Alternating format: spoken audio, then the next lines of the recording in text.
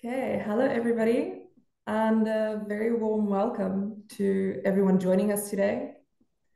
I think we'll give it a few more seconds for some people to get into the webinar, and then we can start with it.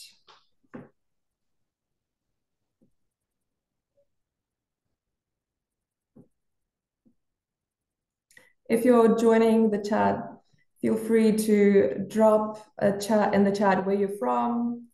If you're from South Africa, you can maybe specify if you're from the Western Cape, Northern Cape, or any other area, just to see who's joining us today.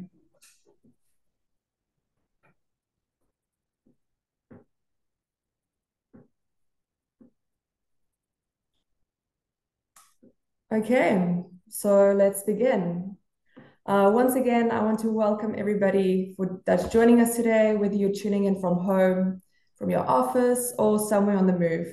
We're very delighted to have you with us for this important conversation about workforce identity and the future of cybersecurity in South Africa. I'm Janne Leibrandt, and I'll be your host for today's session. A quick note before we get started. The webinar is being recorded, and we'll send both the recording and the presentation to all participants by Monday. So don't worry if you miss anything, we've got you covered. We're joined by three fantastic speakers today. We've got Jaco du Toit from academia. He will kick us off with a look into the state of cybersecurity in South Africa. And he'll also unpack the new Joint Standard 2 of 2024 on cybersecurity and cyber resilience, a topic that's on top of our minds, especially with it being implemented. Yuri Zlemek from ProID will take us into the why of workforce identity. He'll share how ProID solution will help organizations secure their digital environments and why getting workforce identity right is so crucial in today's threat landscape. Quinton Hughes from Integralis will round things off with the how. Practical ways Integralis is helping businesses put workforce identity into action and what that looks like on the ground. But before we begin, we've got a few questions that we would like to get your input on. So they should be appearing on your screen. So let's take a few moments for you to answer them.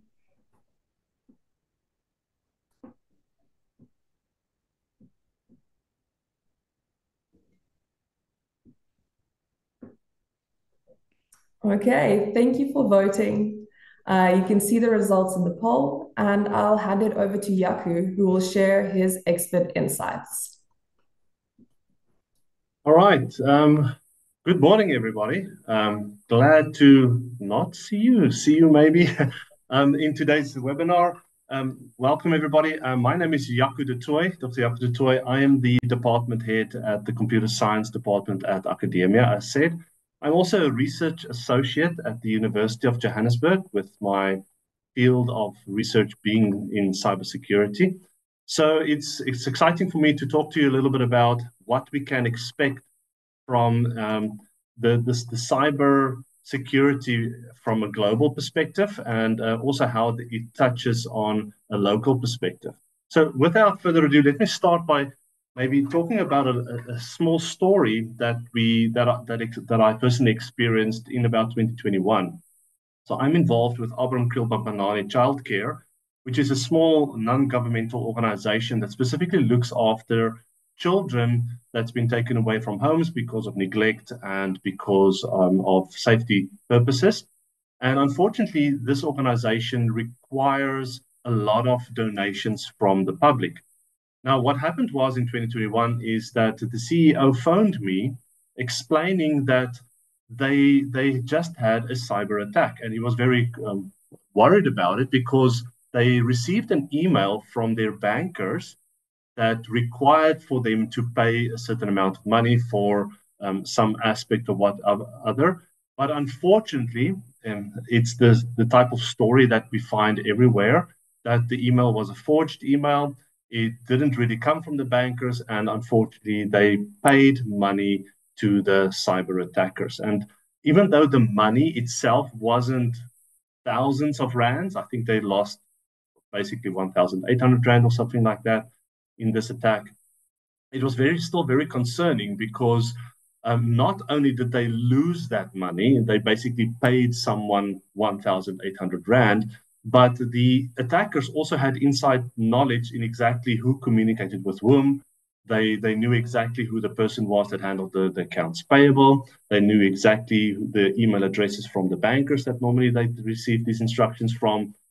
So the attackers had this inside knowledge. And even though the cost was fairly little for Abram Kriel, there's other costs associated with these cyber attacks, and that's really what I would like to start with. Now, currently, the cyber crime in South Africa, or globally in the world, there's a cost associated to it in terms of how much you lose, but also how much you have to pay in order for you to protect yourself, identify, detect, recover, etc., which is currently sitting at about $10.5 trillion annually um, in the world. And you will see that there's some forecasts that by 2029, it's going to cost the world approximately $15.63 trillion. Now, just to put this into a little bit of a perspective, the South African GDP in 2023 was $380 billion. Now, if I take that into trillion, it's $0.38 trillion. That's not even a drop of water in the big scheme of things of how much it's really costing the world at the moment. So it's really a big costing aspect in many organizations. And one of the major culprits for any kind of attack these days, I like to call it, it's a superstar of cybercrime because it's out there to make money, and that's ransomware. I'm not going to go into the history of specifically ransomware, but specifically in South Africa, in a survey was done in 2023 and in 2022, and the results were evaluated against each other. In 2023, we saw that 78% of the organizations that took part in the survey mentioned that they were a victim of ransomware attacks. And maybe if the audience today would also reflect and we can find out, then we will find that there will definitely be audience members, their organizations at least, that had incidents of ransomware attacks. Now, in 2022, it was 51%. So it's a huge rise in the attacks that we're currently facing from South Africa. So South Africa is absolutely a cybercrime hotspot now, according to Accenture. They mentioned that of all the countries that they've surveyed, that South Africa was third globally for cybercrime, costing or losing about 2.2 billion Rand. Now, remember, I said the GDP was 230 billion Rand. That's about 1% of South African GDP that we're just giving away to our cybercrime attackers. Also of interest is the Africa Business. They did a bit of a survey and they found out that 90% of African businesses, now that's not just South African business doesn't have enough cybersecurity protocols. Now, what is a protocol? A protocol means basically it's not just a product that you install, meaning it's not just antivirus that you install, some backup software, and then all your problems are solved. No, it actually consists of the people, the processes, and obviously then the technology. So there's a lack in that protocol, according to them. Now, in recent times, and I thought I was going to find this quite difficult to find cyber incidents in South Africa, but oh man, the last few years, there's been so many of them that it's too much to put on a slide. So I really just wanted to highlight some of the initial ones and what we only found in the last month or two in South Africa. So you can look at the slide. 2019 was ransomware attack against the city of Joburg. The website went down. People couldn't buy prepaid electricity. 2021, during the pandemic, we found that Transnet was attacked, and they had to disclose a force majeure. Basically means they had to stop business. It was such a devastating attack that they had. Even though they never said it was a ransomware attack, all the signs point that it was definitely a ransomware attack. 9th of April this year, a little bit more than a month ago, Cell C said that they had a data breach. Now, as soon as you mean a data breach, it means some data was stolen, which was problematic. South African Airways, May the 3rd, their website went down and they couldn't handle or manage certain services. the 8th of May, MTN said that they detected an incident or unauthorized access in their systems. It didn't mean that there was an exact breach, meaning that it wasn't known whether data was stolen, but there was definitely unauthorized access, meaning their systems did detect that someone came in to a place where they weren't supposed to go into.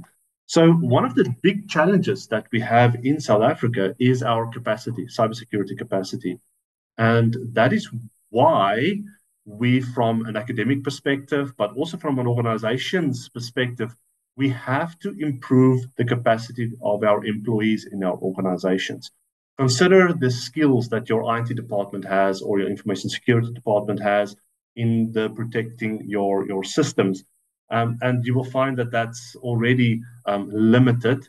And it's difficult to find people with these necessary skills. So there's a big um, area in if you're not sure if you want to go study something or in the area that you can work in, cybersecurity is definitely a big one. But one of the major aspects as well is where we have to create a cybersecurity awareness programs in our organizations.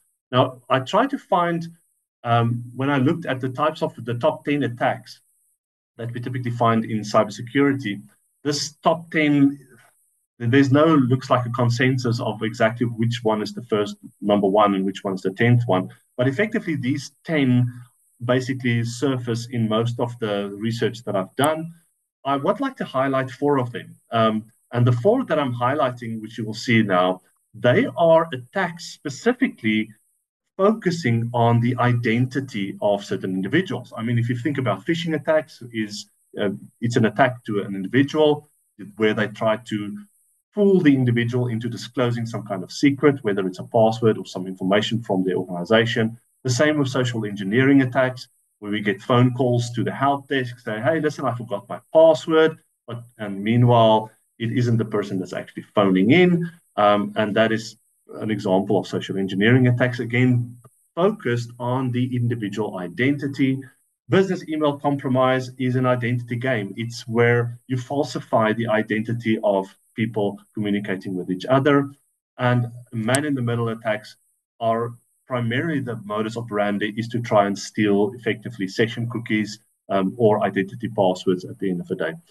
All of these attacks has to be addressed by our organizations, and that's why we require governance. So cybersecurity is not just an IT problem. And the sooner people can or organizations can realize their importance that they play, the better and the faster it is. So it's something that has to be driven from the top, and it has to then filter down through the rest of the organizations. Now, if I think about the cybersecurity governance requirements from our C-suite, meaning our Chief Information Security Officer or Chief Information Officer, we have to consider the aspects that I've highlighted, which I like to show as the pillars around cybersecurity governance, which is all about accountability. That means top management are accountable for making sure policies are implemented, that they're accountable for certain compliance. One of the major changes we've seen in the South African landscape that improved the accountability and reporting of cyber attacks is the Protection of Personal Information Act that was that we saw. Then top management has to ensure that certain training programs and certain processes are implemented. And obviously, another major pillar is the strategic pillar, where we have to make sure that there's enough money associated with the whole cybersecurity programs that we have, things such as threat monitoring, etc. So I'd just like to end up talking quickly about two of the legislations that's directly affecting the future of any organization in South Africa. The first one that I just want to quickly talk about is the draft cybersecurity bill from 2024. So it's still in draft format. It's not signed in as an act at the moment. But a little bit of a history behind this. There was an original cybersecurity bill that was drafted in the late 1990s. Late 2010s, which then some of the components were then extracted, and it was eventually signed in as the Cybercrime Bill, Cybercrime Act. Now, a lot of the clauses that was left has now been revisited, and in those clauses, they've been expanded a bit. But effectively, there's three chapters that I just want to quickly mention. So listen up, because this might be signed in as law, which affects, again, the responsibility and accountability of our organizations. So Chapter 8, specifically of the bill, which, if it's signed in, effectively means that organizations that does business in the banking, finance, communication, and the food industry is seen or might be seen as part of critical infrastructure of South Africa. Now, as soon as you are identified as a role player in the critical infrastructure in South Africa, you have to then comply with a set of cybersecurity legislations and requirements that's defined in this bill specifically. So watch out for that. More and more compliance aspects coming your way if you play a role in those industries. Of interest, Chapter 9 recommends a national register for cybersecurity products, services, and, very interesting, professionals as well. That if you want to do business with government, you have to make sure that your products are on this compliance list, and that you actually register your products and services. But as individuals as well, you have to then get on this list. So in order for you to then do business with government. And then Chapter 12, again, just emphasizes the fact that cybersecurity awareness is a very important principle. And then from a government perspective, that they should drive it in government organizations and departments. Also, what I would like to talk about is the Joint Standard 2, which should be read in conjunction with the Financial Sector Regulation Act of 2017. Now, the Joint Standard 2, this was in 2024. So again, it's focused primarily on the financial sector. So if you do any kind of business in the financial sector, this applies to you. Now, I did look at the clauses in there. Of interest is that if you currently do business in using payment cards, you have to comply with, for instance, a standard called the PCI DSS, which stands for Payment Card Industry Data Security Standard. Now, I've looked at the Joint Standard 2, and it seems like many of the clauses that we find in PCI DSS are also then included in the Joint Standard 2 of 2024, and they actually unpack it now for the general organizations in the financial sector. So effectively, whether you're using a credit card or doing credit card transactions these days, doesn't matter. If you're going to be in finance, a lot of those clauses will be applicable to you, which you will then have to comply with. There's not enough time for me to unpack the individual clauses, but be aware there is this compliance active or access. And that, ladies and gentlemen, is a non-AI generated picture of myself. So if you do want to communicate with me afterwards, feel free to do so. And thank you very much for this opportunity to have talked to you. I appreciate it. Thank you. Great. Thank you, Jaco, for that eye-opening overview. It's clear the stakes are higher than ever, and that new regulations like Joint Standard 2 of 2024 are pushing us all to raise our game. I'm sure many of us are already thinking about what this means for our organizations. So with that in mind, let's shift gears to the why behind workforce identity. It's one thing to know the risks and requirements, but how do we actually build a secure, resilient workforce? To answer that, I'm delighted to introduce Yiri from ProID, who will show us how a strong identity strategy can make all the difference. But before Yiri begins, let me ask you a quick question that you can just answer in the chat.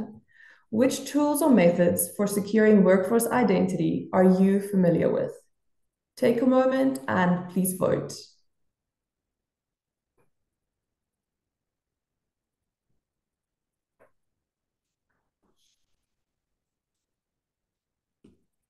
Yuri, very much welcome to you, and feel free to jump into your presentation. So, hello everyone. Good morning to you all. Thank you for the opportunity to speak at today's event. My name is Jiří Změlík. I represent company Monet Plus from Czech Republic, and our platform, modular platform we call ProID, that is securing identities of employees in organizations. So today I would like to give you a bit of an insight of how we look on the identity of the workforce. What does it consist of? How this could be potentially adopted in modern organizations? What are the challenges, and how this could eventually look throughout like a successful implementation? So first of all, we can picture pretty much any type of a modern company that has a good, at least a good few hundred of employees.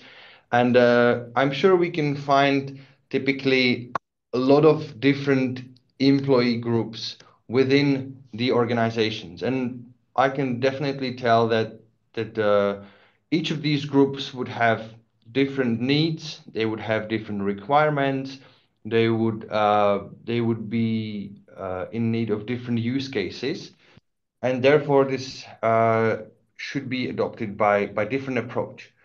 But for us, it doesn't end up just within the company itself.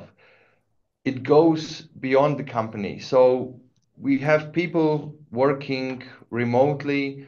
We have, for example, private individuals like consultants that are working on the same project.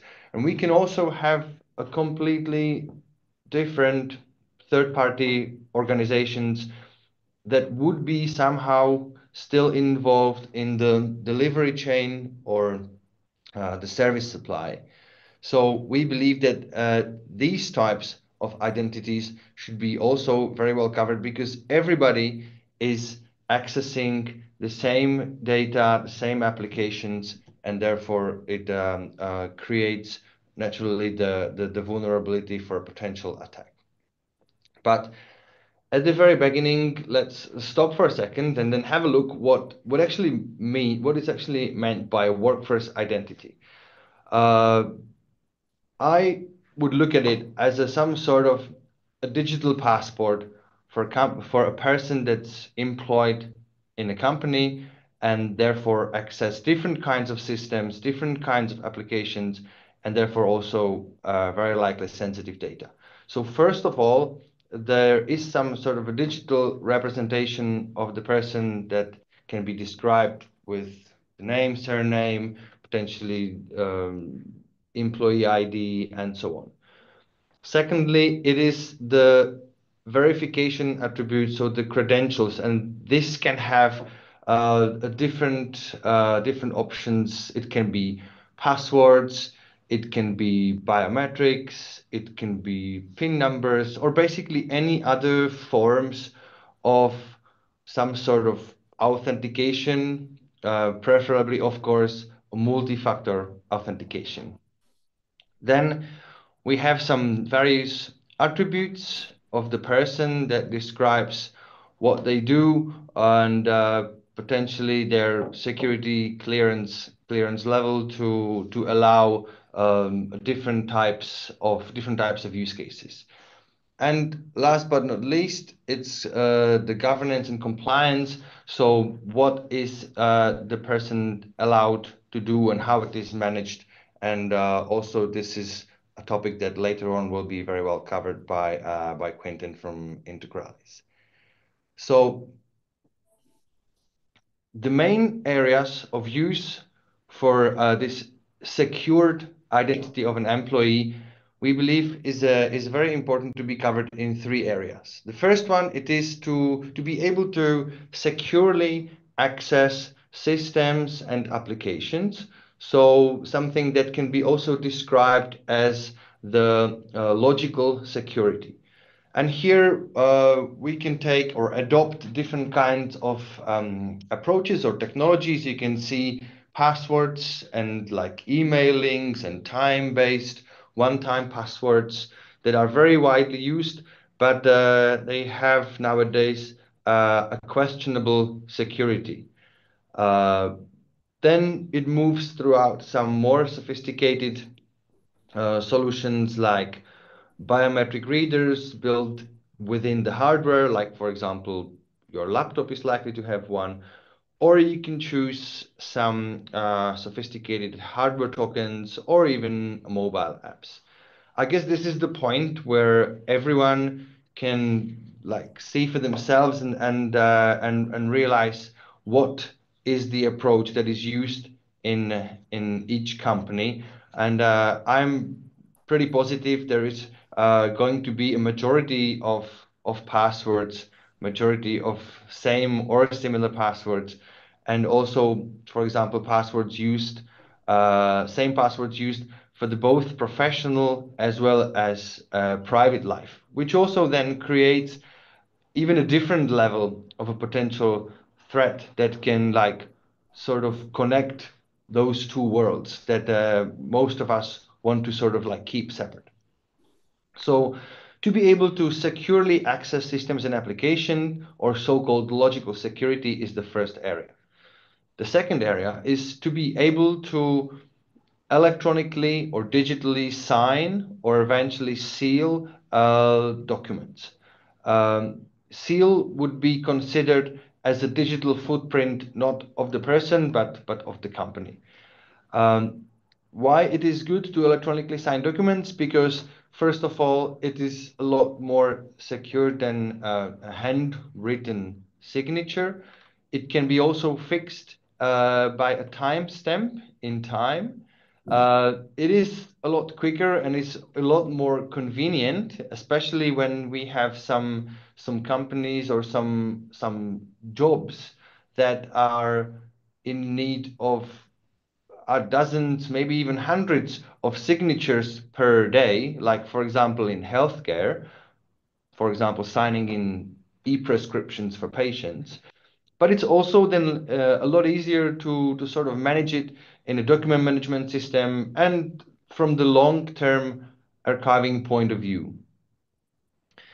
I know it is not something that is like extremely widely adopted nowadays, but definitely I would say within the nearest future, it is going to become the new normal. And for example, when Jaco was speaking about the cybersecurity directives, there is one in Europe that's called Network Information Security and is concerning tens of thousands of organizations, and in most cases, they have to sign by law with qualified electronic signatures. So, and then it brings me to the last area, and that is the physical identification. So let's say I would say something that is fairly well covered in most of the companies, typically with some sort of an employee badge that will allow the people to move within the company, potentially also interact with some devices, whether these are elevators or if it's a coffee machine or if it's a canteen to get lunch or if it's a medical device. There are also some new approaches to this physical security where an employee today could also use a mobile phone, a smartphone, to actually fulfill all this. But now I have explained the areas, but then if we look to the employees themselves, what the reality is that they are being flooded by many different types of use cases that the company wants them to do in a secure manner. But all those use cases, they haven't come at once altogether. They have been evolving naturally like throughout some period of time. So the employees are not only being given, let's say, more and more rules or presented more use cases for this that have to be fulfilled in a secure manner, but they are being confused and they are refusing any new approaches, and basically any other use case is taken as a burden, as something that slows them down, and as something that is just basically making their life harder. But of course, where there is an opportunity, there is also some reality happening. So therefore, this is also very similar to one of the slides that Jaco had in the previous presentation. So this is my top 9 chart of the cyber attacks. And you can also see that there are a lot of them are the same. But so what this is, these are the most popular cyber attacks. And what was already also mentioned is that they are all connected with the breach of an identity of an employee. This is the reason why the employee identity is the most vulnerable part of the cybersecurity in the company, because people have free will, people can behave unpredictably. Sometimes they just do irresponsible stuff, and this creates the perfect entry point for a potential attacker to basically enter the inner perimeter of the company. So the employee is in the middle of everything, and this is why it is extremely important to give them a good approach, good tools to fulfill the cybersecurity in this manner.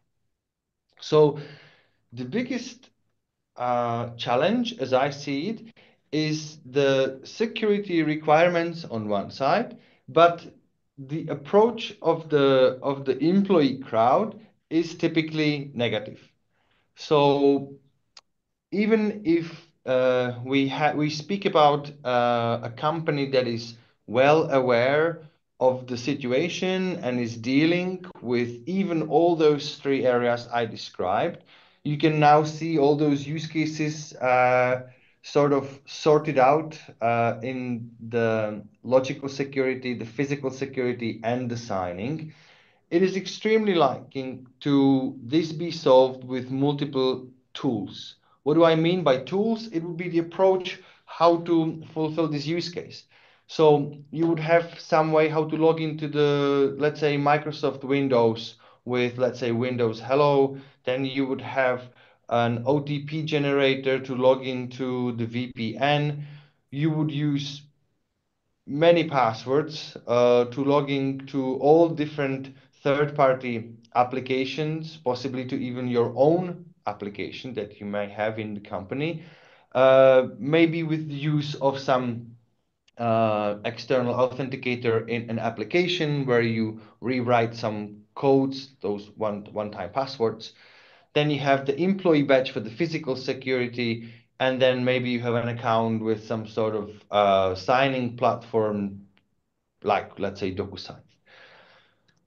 What we think is the way out of this complicated environment is to provide something that is going to be extremely secure on one side, but on the other hand is going to have a positive impact on the people that are actually going to be using it, the people we actually want to protect. So they have to adopt this solution very well. They must want to use it themselves. And this is how we approach the same amount of use cases, but the way out of it is to provide a single tool that is powerful enough to serve it all, but also to bring this satisfying level of user friendliness to the user. And it is possible to do all this with a single tool. The other way how we can look at what ProID has to offer is basically to have ProID as a single entry point to all those systems, all those platforms that you can see here, and it can be also accompanied by the access control system and the signing solution and everything else that is used in the company. Of course, there has to be an other additional layer that gets in a huge detail regarding to governance and compliance, and this is what Quinton would follow up after my presentation. So the tools that we are speaking about that can serve everything, we can offer three. First is a very customized smart card that can be adopted exactly to what is, for example, the contactless system that is used in the company. So the type of the readers that you interact with for, I don't know, opening doors, monitoring attendance, or getting your lunch at the canteen. However, through the contact chip, we can also use the card for very strong authentication and a secure storage of certificates for signing. So This being topped by the possibility of the visual personalization, so the card can also serve as a visual ID. So now you see everything is combined in a single tool that is still extremely powerful and has some great features like 100% full offline use. Contrary to this, we can also offer a smartphone app that we call ProID Mobile that basically can do exactly the same thing, but would be suitable for different sorts of employee groups or maybe different types of companies themselves. And this comes with a great thing that I would like to underline, and that is the passwordless approach to the use cases. Because if there is one thing to be underlined, it is, and the biggest pain and something that annoys everyone the most, it's the passwords. And it's also the most vulnerable thing. So here with the app, and we basically eliminate the use of the passwords wherever it is possible and replace it with biometrics. It is something that most people are very familiar with. They like to use their phones. It is something they always have with themselves. They are very likely to lose everything else but the smartphone. And in most of the cases, the approach to use a smartphone for even for these kind of use cases would be likely positively adopted. However, we know there are some special environments, let's say hospitals, manufacturing companies, where people are not allowed to have, for example, phones, and they also have to have hands-free. So we can also deliver some very specific and specialized wristbands that will allow for this type of authentication and even signing. And what is the best thing that a single person can use multiple tools just, for example, to serve as an equally powerful alternative in case I lose or break something, or because, and we can also distribute it within the company to the different employee groups. So, in a nutshell, to summarize that, a workforce identity has to be very carefully used in all the cases touching the secure access to systems and apps, electronic signing, and the physical identification. Also, there should be some sort of a management for the people that would allow to manage their identities, the tools that are using, and certificates either for authentication or for signing, because they of course have some sort of validity. And if there is 20,000 employees in the company, like it's great to have a management platform that's built in that makes sure it automates all the processes with the different life cycle, for example, of the certificates, and so on. So this is what ProID has to offer. It is something that has been on the market for 15 years. We have 180,000 people using it every single day from 180 organizations. So you can also see the typical size, the average size of our customer. However, this solution is also suitable for company with 50 employees as well as 50,000 and even more. So if I come back to the first slide, the same company can have a different tools enrolled for different types of the employee groups, not only inside of the company, but also outside of it.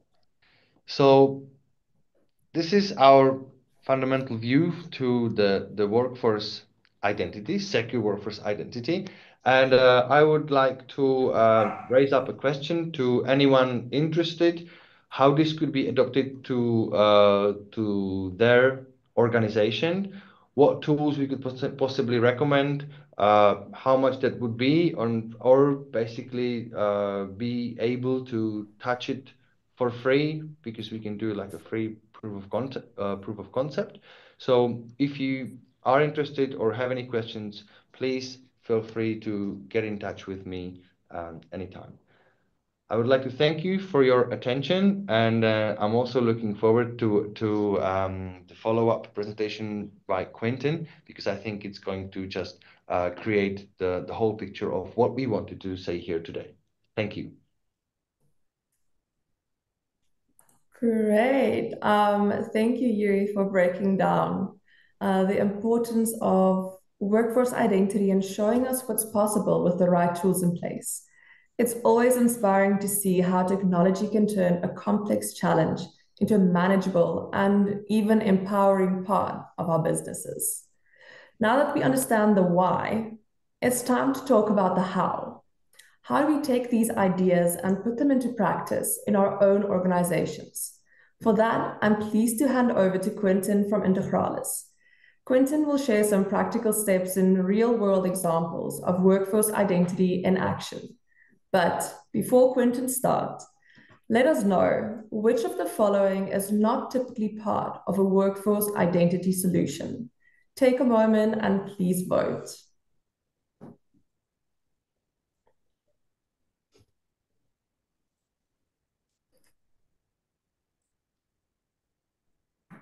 Thank you so much for your feedback. Quentin, you can take it away.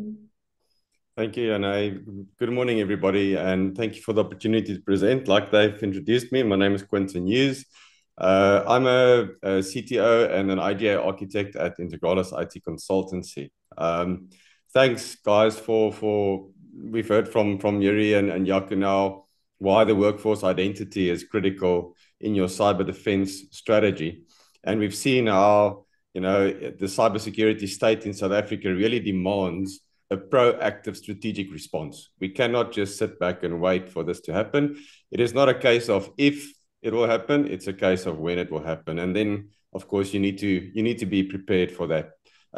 Yuri has spoken a lot about how the authentication and the access control within your environment is critical as a gatekeeper almost.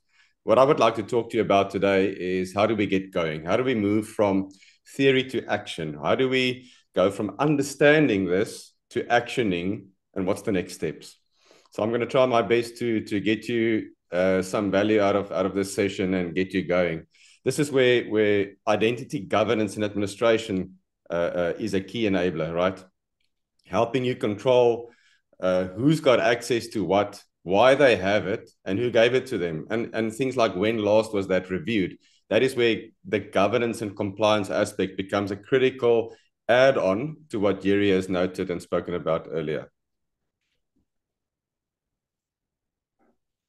So if you think about airport security, right, it is not just about checking somebody at the gate, identifying them at the gate. It is also about validating boarding pass, the place they will sit on the plane, where they walk around in the airport terminal, the permissions they might have in real time. So an identity-centric security really is beyond password, is governing control it's governing through access and control, right? So that really is the identity-centric approach. It means access decisions are no longer static. They are governed through a policy, a context, and ongoing evaluation. Governance is critical in this as part of your identity-centric approach. It really is a key enabler in your environment. Some of the areas that'll be enabled through an identity-centric approach are things like least privilege, making sure people only have access to what they need when they need it and nothing else, and only for the period or the duration that they would need it. If you think about an administrative person needing to perform administrative activities outside of his normal daily role, he should only have that ability for the time period when it is required, and he should only have that permission when it is approved and for that time period only. So really, least privilege is a big part of our governance control capabilities. Another part of this is policy. A lot of organizations do have very good policies in place, but they are all on paper, or they might have to be enforced through a person, a help desk system, a help desk person, or an administrator. And really the human aspect in enforcing policy is usually where we lose control. Enforcing policy automatically through an IGA or a governance platform takes things into account like your role-based access control, giving people the correct roles and permissions in your organization to the specific applications and resources that they need, nothing else, all based on an HR identified role in the organization. or a part of the context in the organization where they might be working in for a project or a period of time. Also taking into account things like applying SOD as part of an access control process, not just authenticating people, but giving them the access and then making sure that the access that has been granted doesn't violate a constraint policy, such as a toxic combination of approve and request entitlements within a given system. Looking at risk and making informed decisions. A good example here is if you can, in your IGA platform, provide a risk profile, or the platform will give you a risk profile of a person. If that person requests additional permissions, these policies can check and highlight where that risk will be increased in your organization. So an administrator to a system might request additional permissions that will increase these risks and increase that risk in your organization. So really, IGA, or an identity-centric approach, is required to understand and make informed decisions during your access request process, during your onboarding processes, and so forth. Lifecycle management, Yuri has touched briefly on this as well, but lifecycle management is probably one of the most important and most easiest ways of implementing governance controls in your organization, ensuring that the onboarding process is seamless, quickly, automated, and only the correct access is assigned using least privilege principles at the time of onboarding really makes for a very good and seamless experience for the user, as well as a risk-free process for the organization. Adjusting the entitlements as people move in your organization, they are promoted or demoted or moved to other departments, automatically understanding the context and adjusting those permissions and roles in the organization as and when they move around really reduces your risk quite extensively. It prevents people from building permissions profile and increasing that risk in your organization. And then, of course, one of the biggest failures I know in South Africa at the moment is just disabling access when people leave. Just making sure that access is revoked when people no longer work for you. One of the most critical and easiest things to do. But again, we rely heavily on manual processes to be able to keep your join and mover leaver process access managed. And the IGA platform and platforms like ProID and other ones that we can discuss, those really are essential in automating this entire process.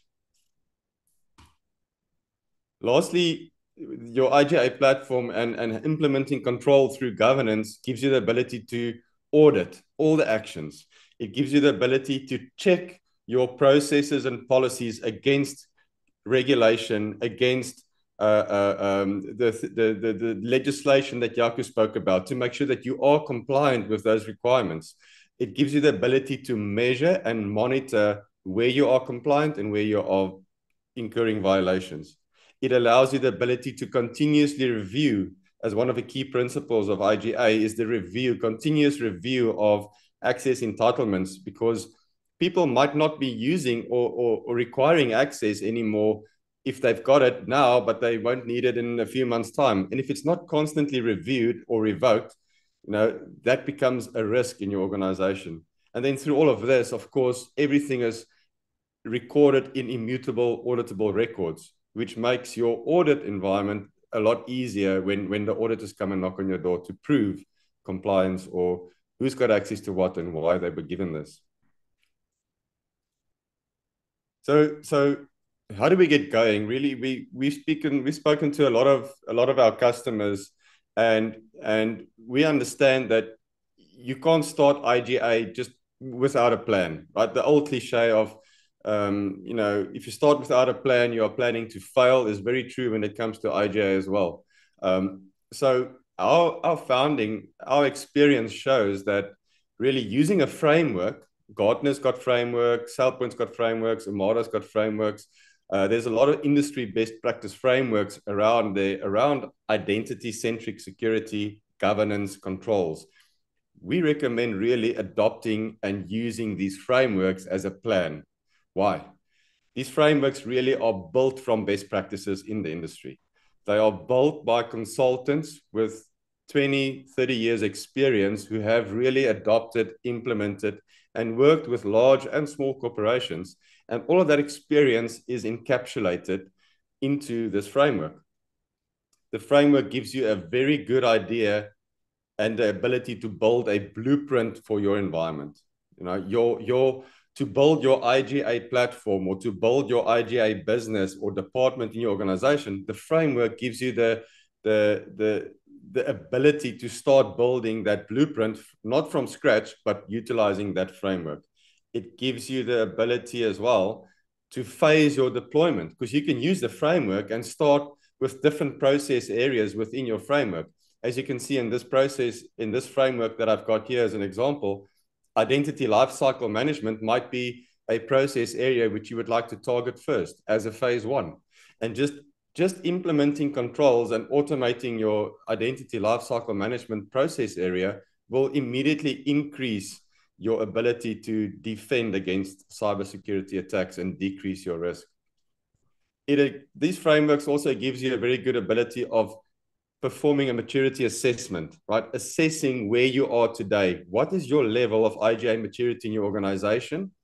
And put that stake into the ground as to where you want to move towards. It gives you the ability to measure success and understand how you can move forward, implementing continuous improvement throughout your IGA journey.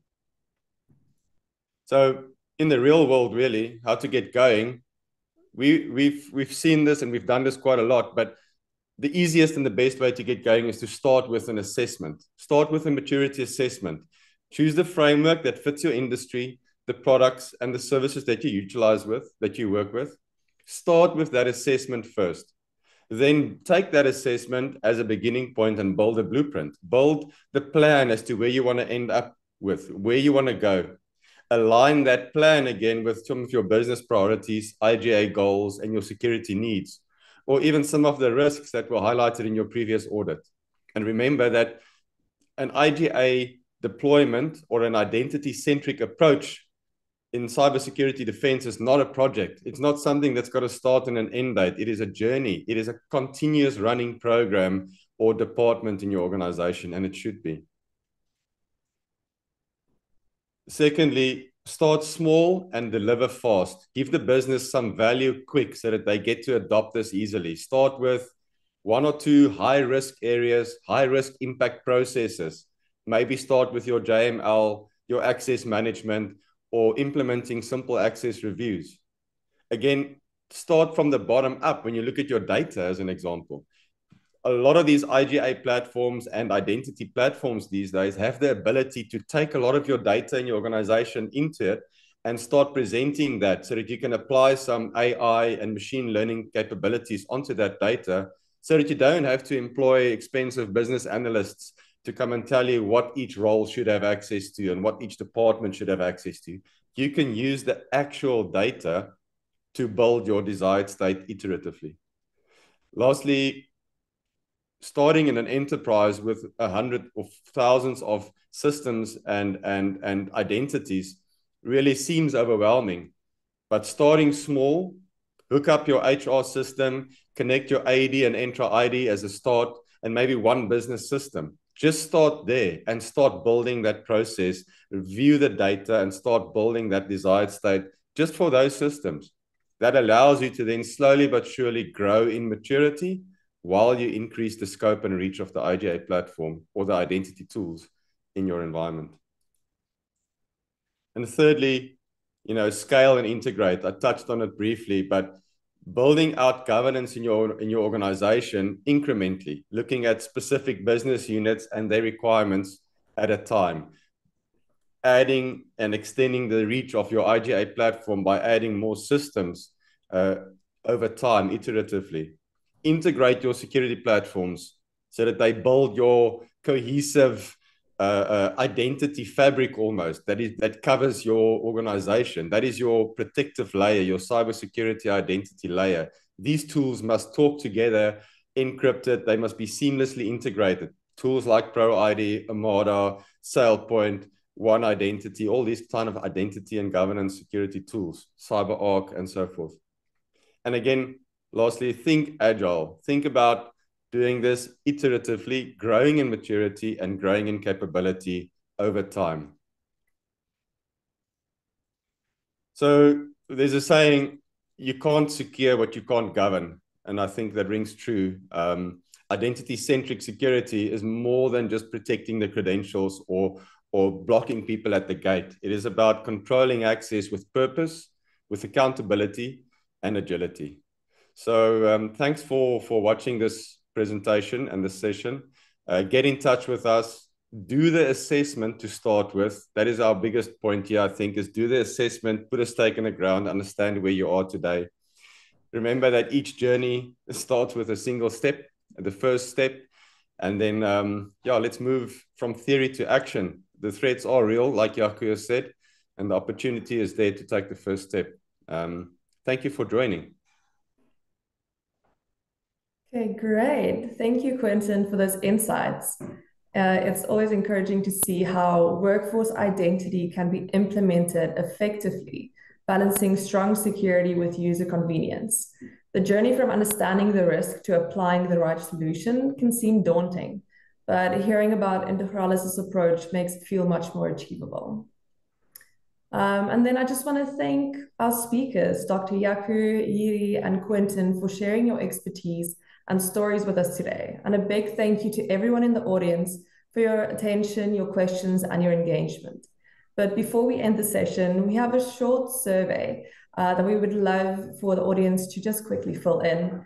And then after you have answered those questions, we'll go through, I think we have maybe time for one question that someone has left during the session. So I'll give it a moment.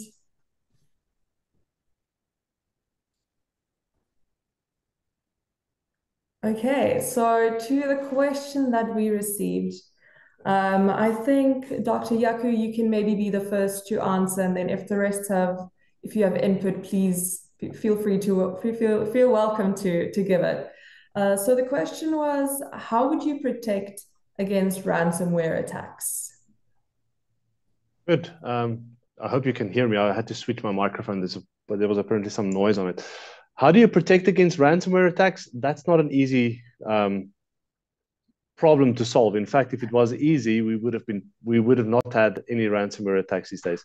We've seen movements in technology where they have been increasingly looking at technologies that specifically looks at the normal workings of a computer, and then if they find things that's outside of the norm, they flag those and potentially they stop that. That's the heuristic principles that's built into our endpoint protection systems these days. So that's obviously one thing, is to get a proper up-to-date antivirus system in place. There's no discounting that. The second thing that I strongly and firmly believe in is proper backup systems that you should have in place, because the reality is that someone somewhere out there will be able to bypass your endpoint protection. And then if you are attacked and you do get ransomware, meaning you get locked out of your systems, the only way then to really get back your systems is to effectively recover it. There's also other aspects that you can consider looking at. That's intrusion detection and prevention systems. Because the modus operandi these days is not just to lock you out of your system, but it's also to then start stealing your data. So modern intrusion detection prevention systems can be placed on areas like a firewall. So as soon as they start seeing a lot of data leaving your organization, that you can immediately flag that and potentially stop such a huge stream of data leaving your organizations. But again, attackers these days, they use fancy methods to actually don't steal it immediately. They actually start filtering out small packets of data at a time and then saying, hey, surprise, I've stolen all your data, kind of thing. So the problem is not an easy problem. As I've tried to say, good endpoint protection, like good antiviruses or whatever the modern terms these days, endpoint detection and prevention systems, must have your backup environments in place so that you can recover from there, and get your incident response teams ready as well. Because incident response basically means as soon as you get attacked, make sure that you can isolate those environments so that it doesn't spread in your environment. There's other aspects as well which you can try and implement. There's no discounting good intrusion detection. Ethical hacking environments, so that basically people can see ethical try to break into a system, and that's where you actually teach your team to how to respond during times of an attack. All right. We always say, Jaco, we always say that hackers can only steal what they can access. So if you govern access, your risk is less. That's true. Exactly. Okay, then I don't think we have time for another question, unfortunately. Yeah, if anybody has any more questions or if anybody needs any further information, please don't hesitate to reach out to us, either to any of the speakers today, or you can send an email to info@proid.tech, or you can use the link in the chat to ask us questions directly, and we'll be happy to answer it. And if there's one thing we hope you take away from today, it's that workforce identity isn't just an IT issue. It's a strategic priority for every organization. As cyber threats grow and regulations evolve, the ability to confidently know who's accessing your systems is more important than ever. And then once again, thank you so much for joining us. Have a wonderful day, and we look forward to seeing you at our next session.